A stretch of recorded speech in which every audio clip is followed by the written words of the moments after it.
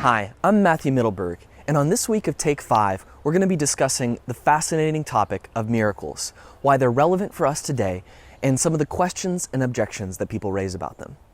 As a Christian, I believe that God does amazing supernatural things, both in history and today. So when times are hard or someone I know is sick, I often ask God to intervene in miraculous ways. Maybe you can relate to this. In the world that we're living in right now, many of us are looking for a miracle.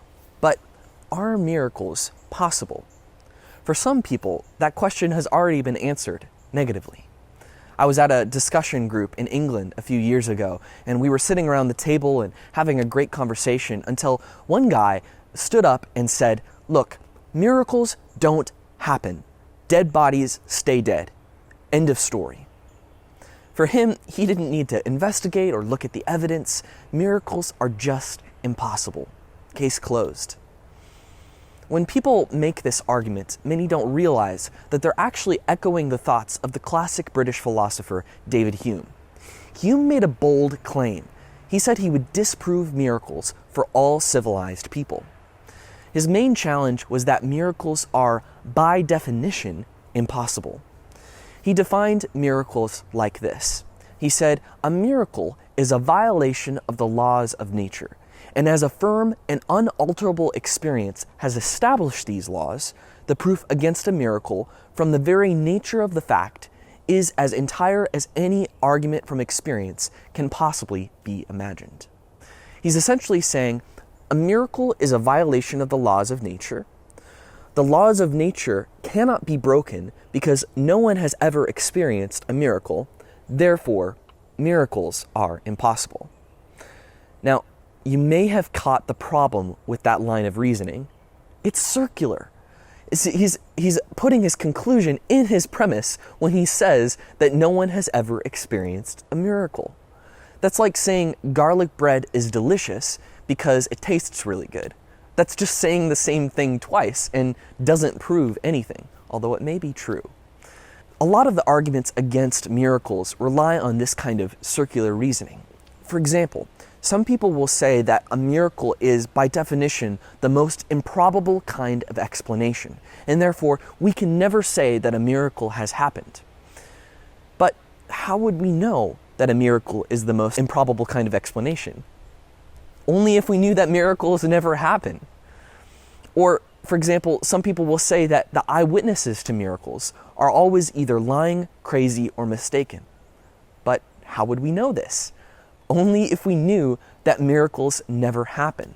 We'd be assuming the very thing that we're trying to prove. G.K. Chesterton put it well when he said that an extraordinary idea has arisen, that the disbelievers in miracles consider them coldly and fairly, while the believers in miracles accept them only in connection with some dogma. The fact is quite the other way around. The believers in miracles accept them, rightly or wrongly, because they have evidence for them. The disbelievers in miracles deny them, rightly or wrongly, because they have a doctrine against them.